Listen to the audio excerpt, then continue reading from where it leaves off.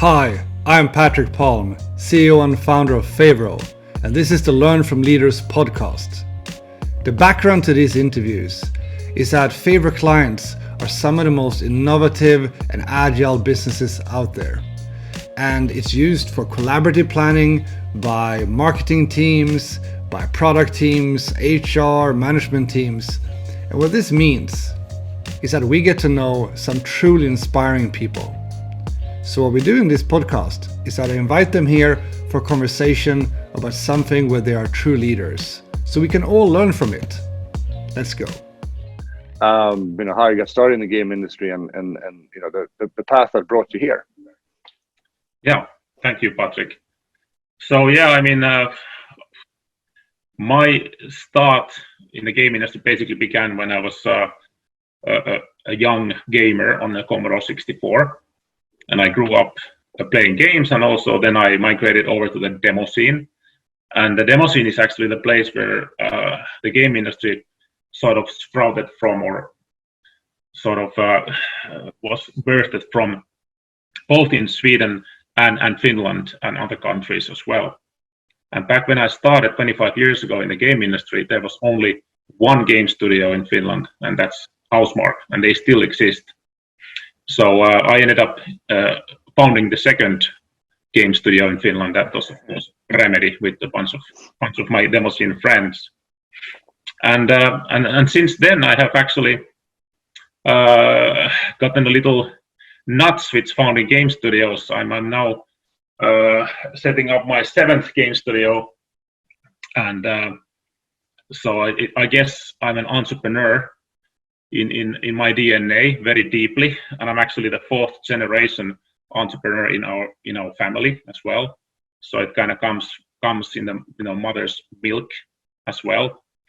And what gets me most excited about the games industry is, of course, the games themselves, but sort of working with really cool people on cool pioneering ideas and bringing some new kinds of experiences to people which haven't been seen before. So that really excites me, and especially the sort of founding phase when I'm looking for the co-founders, and then eventually starting to talk with the angel investors, and then pitching bigger investors later on. All that gets my sort of juices flowing a lot. But then over the years, at some point, I was presented with an opportunity to also become an investor. And having done or sort of sat on the other side of the table for so many years and so many times doing the same thing, I was like, okay, that would be actually an interesting challenge to also sit on the other side of the table at the same time. And so for the past 6 years, we've been running Sisu Game Ventures, where I'm a founding partner. And currently we have 51 portfolio companies, and have had some very nice successes there as well. And we'll be continuing with that. So this puts me in a kind of a unique position or category.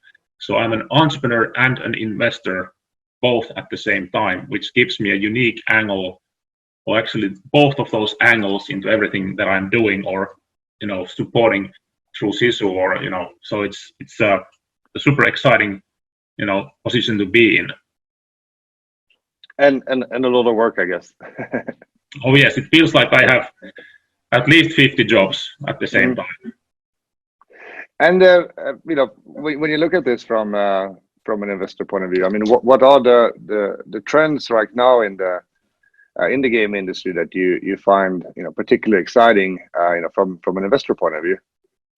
Well, there's of course a lot of trends in the game industry always, and some of the big ones, of course, are free-to-play mobile games, which have been, of course, existing for more than 10 years, or roughly 10 years now, with the free-to-play model, which is a proven market with industry-leading scalability.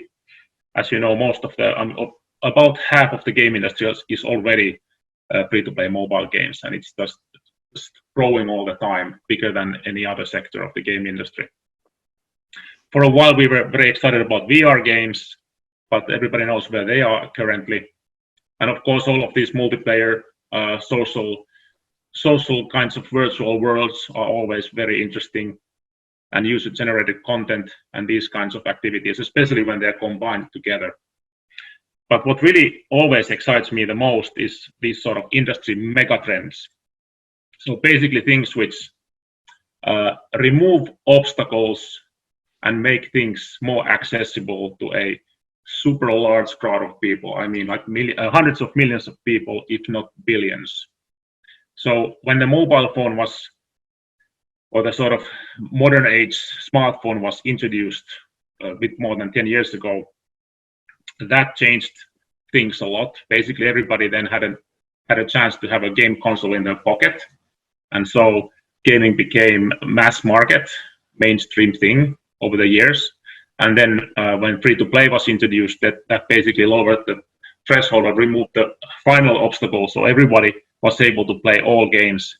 And nowadays, everybody basically has a smartphone. So, you could say that gaming is finally like a worldwide thing.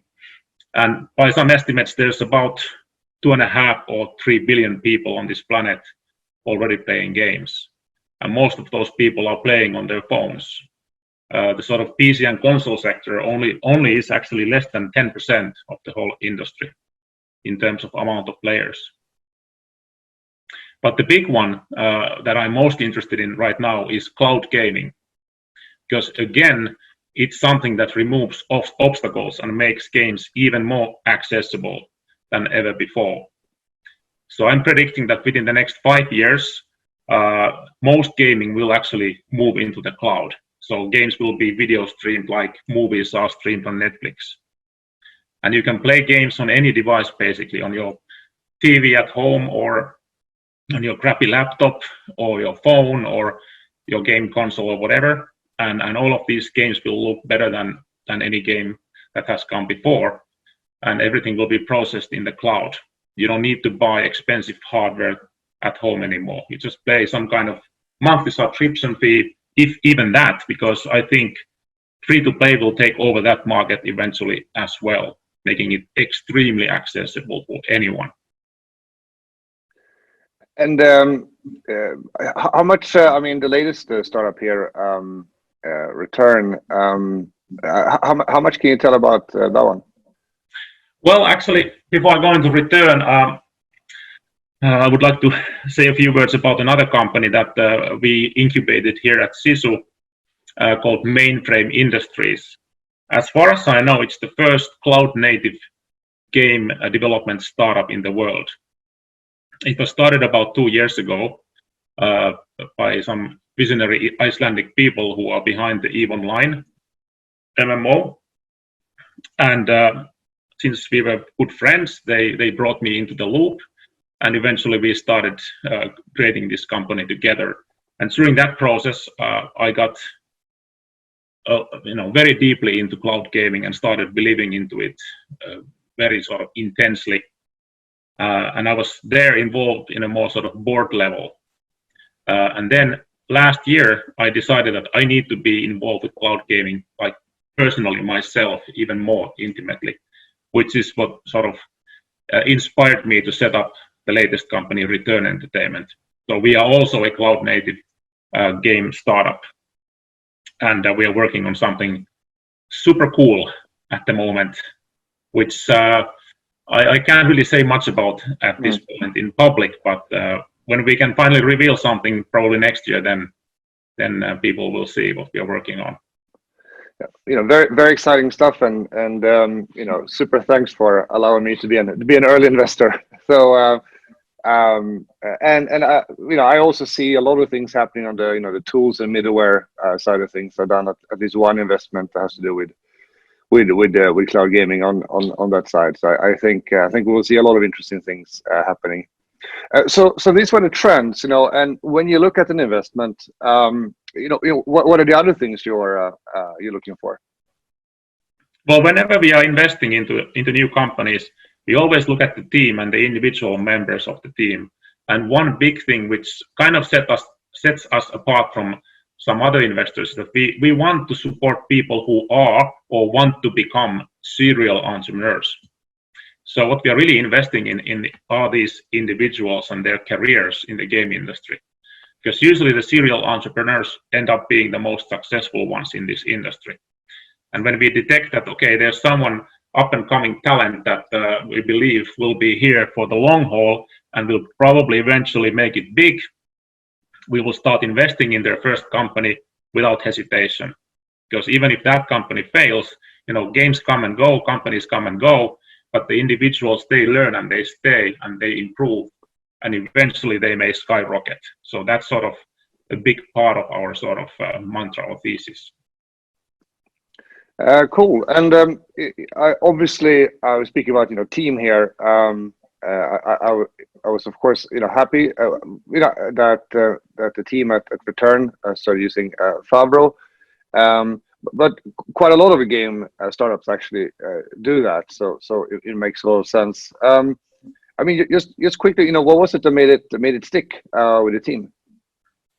Well, basically, we reviewed a bunch of different options. We were using Trello before, and it was sort of okay for the very first phase of the company, and then so then we started evaluating more different options, including Favreau, and this was before you invested, so there was no bias of any kind, and so it was completely objective. And we ended up actually just choosing Favreau over all the other options because of its adaptability and simplicity, yet it's super powerful. So you can sort of mold it to your own needs and different kinds of management styles. And it's just a very powerful, kind of simple looking tool, which is far from being simple in the end. Awesome. And just when we talk about tools and middleware in general, I mean, I find that gaming developers are probably among the most picky when it comes to tools. Don't care so much about brand; they really look at the product. Often develop tools themselves, so it's a hard crowd to please. And if you look, generally what you think is important with tools and with middleware for anyone who's listening to this that are in that side of the industry, what is it that you think is important? Well, accessibility, especially now that we are all working remotely, there needs to be a tool that's always online and easy to use. I hope you enjoyed that interview. I certainly did.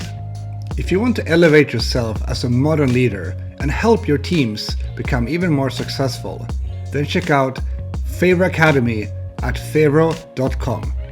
There you will find podcasts, webinars, articles, all free of charge. Check it out.